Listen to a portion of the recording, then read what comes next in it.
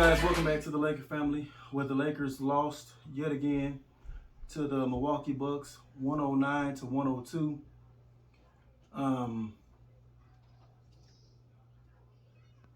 Just at a loss for words, man. It's getting depressing at this point because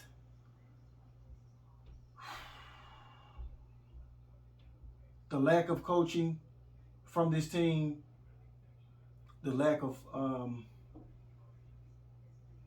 just overall fight and will from this team to go along with the referees just still continuing to not give us any break.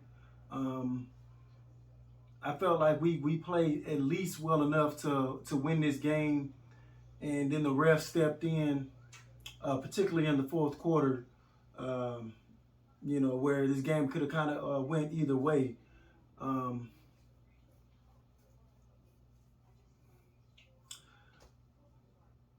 don't even know where to start, but I'm going to start with who's supposed to be our leader right now since LeBron James is out, which is Anthony Davis. This was a disappointing game I felt from him tonight. He put up a decent stat line, 18 points, 9 rebounds, 4 assists, 2 blocks. But when you're going up against the Milwaukee Bucks and a guy who's considered your contemporary, those are the games that you're supposed to relish. When Kobe played, whenever we had those games where we went against somebody who he felt like was trying to come for his throne or whatever, or the best at his position, he would try to go out his way to murder that team and prove who's boss. You always want to get the win, but at the same time, you want to show that player who's boss. And tonight, Anthony Davis lost that battle to Giannis. Giannis did whatever he wanted to do tonight, 47 points, and whenever he gets it going from three-point range, it's just his night. It's almost nothing you can do because he's a beast and a load to handle on the inside anyway. So when he gets it going from three, it's just all bets are off at that point. He made three-pointers tonight, and then even if he makes 8 of 11 from the free throw line, what else can you do? Because his weaknesses is normally the free throw line, three-point shooting, mid-range. He had all facets going tonight. And we didn't do ourselves any favor because Frank Vogel played dumb defense against Giannis tonight. Dumb defense. For the most part, like all they had to do was just run a simple pick and roll on us all night. Get the switch. If they didn't get the switch right away, they would hurry up and find an open three-point shooter. They would either Drew Holiday would either dish the ball on the road to Giannis. If he didn't have it, he would kick it to a wide open three-point shooter. So we would collapse on the times that we shouldn't be collapsing and leave open a wide open shooter. And then we didn't collapse when a smaller guard got trapped and hit on Giannis one-on-one. We just let him have it one-on-one. There was a couple of times in the fourth quarter where they just left THT out to dry. He got caught on a pick he got caught on a switch and ended up on Giannis one-on-one several times, and we did not come over. But we came over when he was perfectly guarded and he was able to dish it out to a wide open three-point shooter, and I think it was Grayson Allen it was Collington, knocked down a wide open three. So our defense, our rotations was poor, especially at pivotal moments of the game. But even with all of that, we still had a chance to steal this ball game. But the referees just said, nope, let's step in. We got to do our part like we've been doing all year on the Lakers. I mean, come on now. Y'all saw the game. Y'all got two eyes. It was on one play where Carmelo Anthony knocked the ball loose from Middleton or somebody, and the Bucks, it clearly they tried to get it back, and the ball went out on them. Frank Vogel was livid on that play, and we left them with like 6 seconds or something like that. And as soon as they inbounded the ball back in on that play, Middleton had nowhere to go. THT in perfect, great defensive position. He tries to bait THT into jumping into him on a three-point shot. THT came straight down. Middleton leaps into the defender. Now, if I'm lying, somebody tell me. All year long, people have not been getting that call. Nobody's been getting that call. Not even the great Steph Curry has been getting those type of calls. Where you try to bait a defender and then you lean in. They now call that a non-basketball play. And you will not get rewarded. What do they do against us? They rewarded Middleton. Frank Vogel was livid on that, but unfortunately at that point he had already used a challenge in the fourth quarter on a clean block that Anthony Davis had guarding Giannis one-on-one. Clean block. That we didn't get that either. The refs were just coming for us the fourth quarter. I'm like, what in the hell are y'all doing? And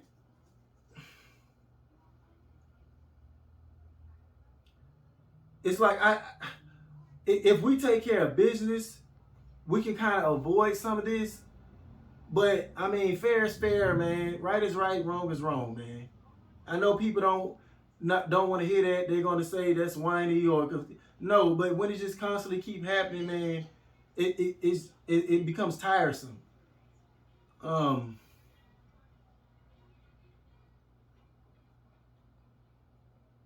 They got 24 free throws to our only 12 free throws. And y'all still think I'm just up here whining.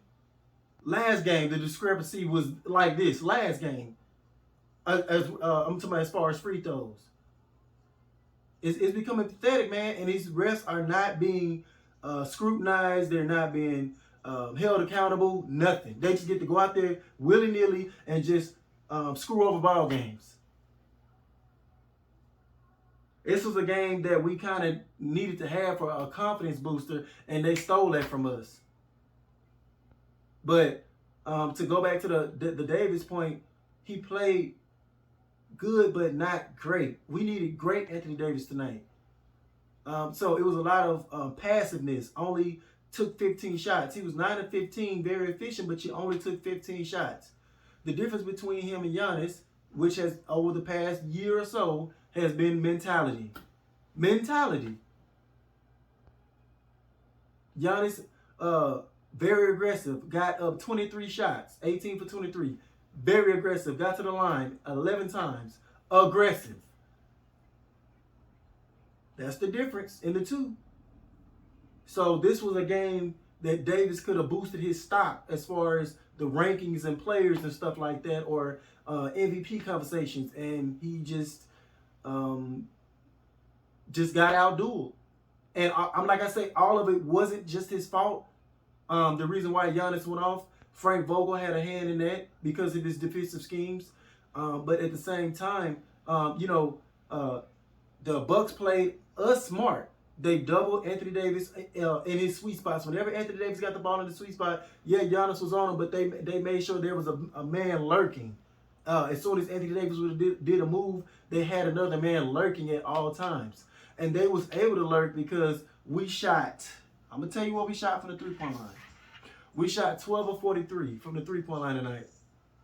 So that's why I said I'm not going all the way Anthony Davis' fault, because the Bucks just played a great scheme defensively. Why should we play him one-on-one when the Lakers are not shooting effectively from three-point range? So as well as guys shoot at home, we need that to carry on the road as well. If not, you don't have LeBron James in there. The only person that they have to focus on is Anthony Davis.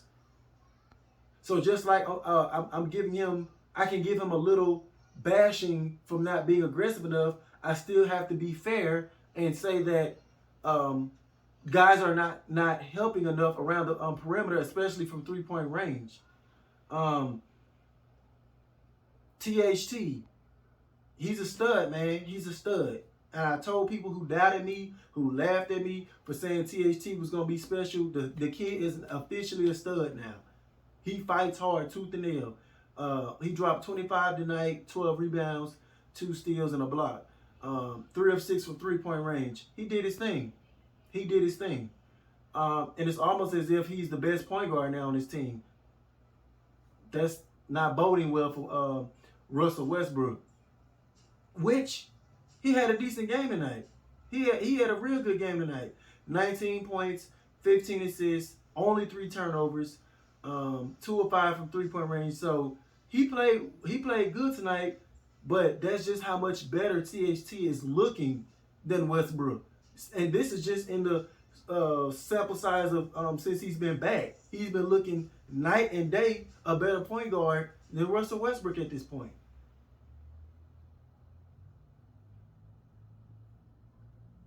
Frank Vogel played a terrible lineup in that fourth quarter. It's like early on in the fourth quarter, it was like DeAndre Jordan, Bazemore, Rondo, Wayne Ellington, just no offense whatsoever on the floor. And then Middleton knocked down like 2 threes in a row, and that helped give them a little cushion.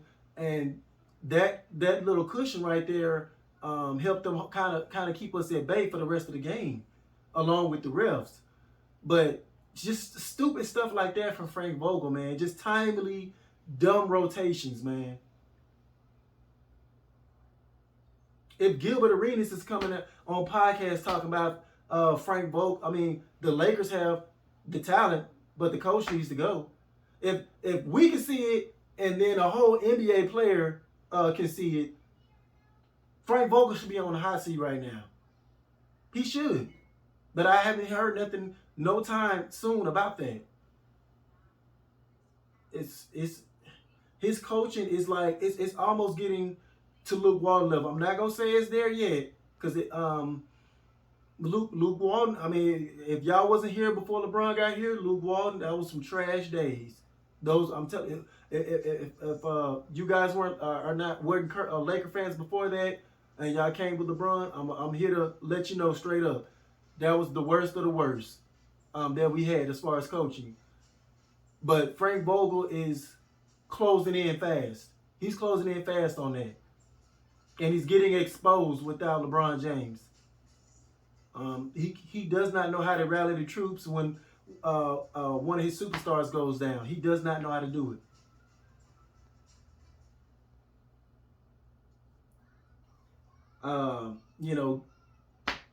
Guys that are just sometiming, like Wayne Ellington, you can't count on him. He might be hot one game, cold one game. You can't count on that. Rondo came in and did his usual thing. DeAndre Jordan, nothing. Why is he even in the game? 5 minutes is 5 minutes too long. He shouldn't be playing.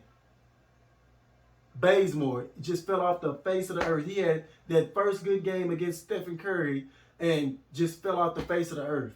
Act like the Monstars just came and took his NBA talent. He's just nothing now. They were all out there at the same time. That's embarrassing.